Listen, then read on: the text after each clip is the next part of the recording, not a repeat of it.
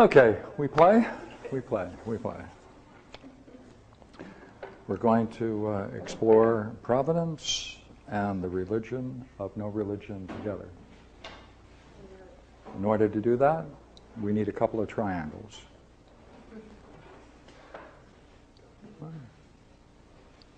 In order to do that, we're going to explore two words.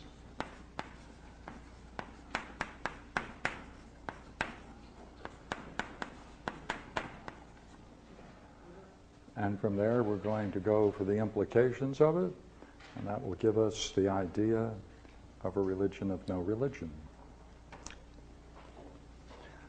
To jump into one aspect of it first, by religion I mean, from the religio, which is what the word is, means something that binds together.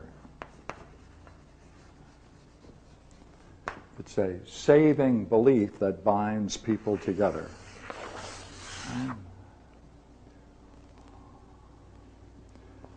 It's a saving belief, a belief that is thought to save someone. It's a saving belief.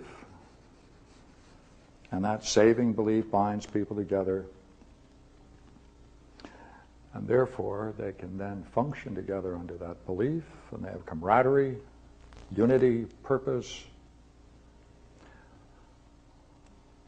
Now, there's another kind of word I want to look at. This is religion, and the other is a word I'm going to use, spirit or spirituality.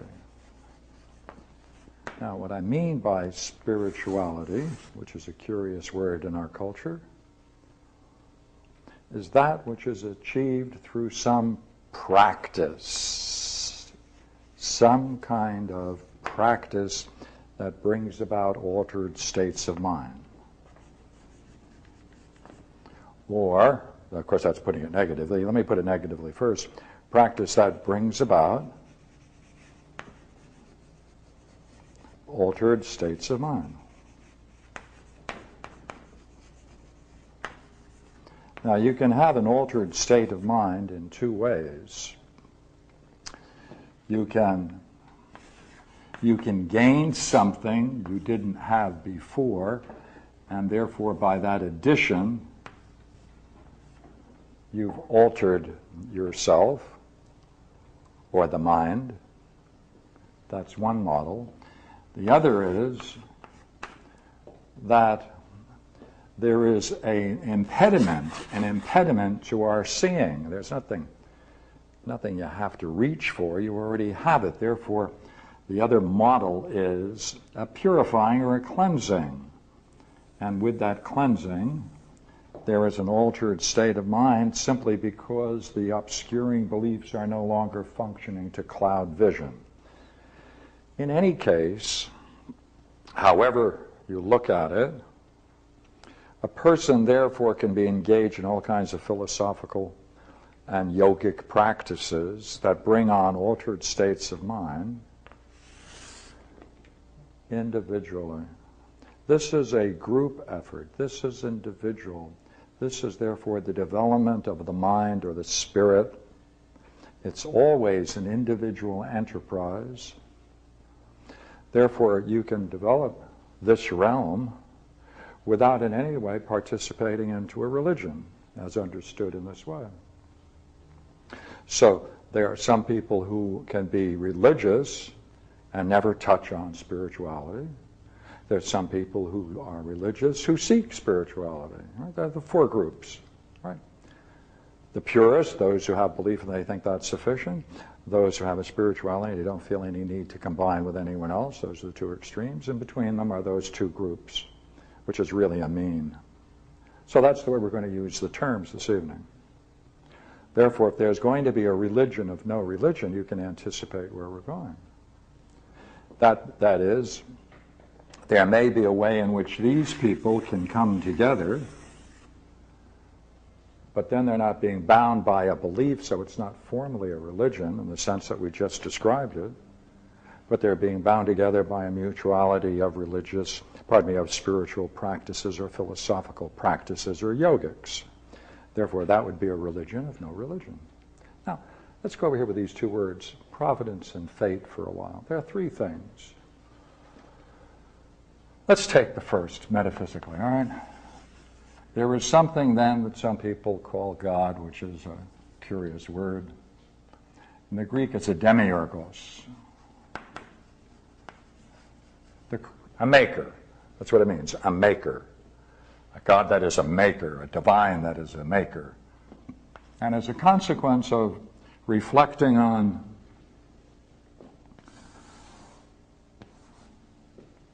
an idea in the mind of God or an idea in the mind of the demiurgos, that becomes a model. The demiurgos then can then generate or make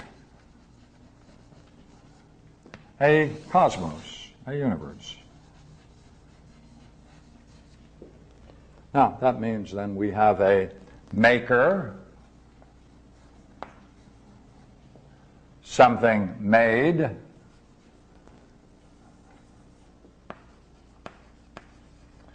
and some process or energy by which it was made, or by which this was conducted. So it's an energy or a means by which what was made came into existence. Now, we can talk about the relationship between these three things, which we will in a few minutes, but that's a basic triad. Now, there's another triad. Luckily for us, we happen to have another triangle. There is also an activity where there can be a provider, something provided, and obviously an energy or something by which that is affected.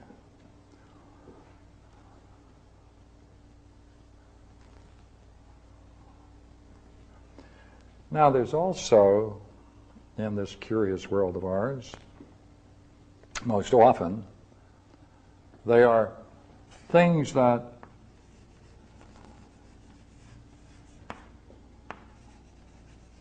are connected by something that's doing the connecting, a connector.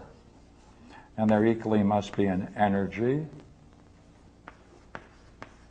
or power that brings that about. The same thing on all three levels. Now,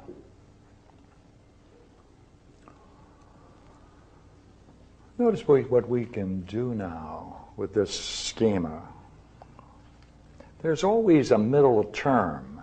Now, by a middle term, we have two extremes, the maker and the made. These are extremes. The provider, the provided, the connected, and the connector. These are extremes. The middle term, the energy by which all of this is processed, that's the mean. That's the mean term.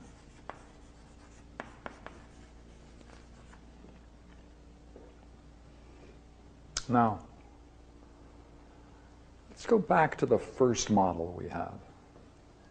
In a very clear way to talk about a creation such as we're doing in this first triangle, we can also say that the maker must have first in some way made, as it were, the model.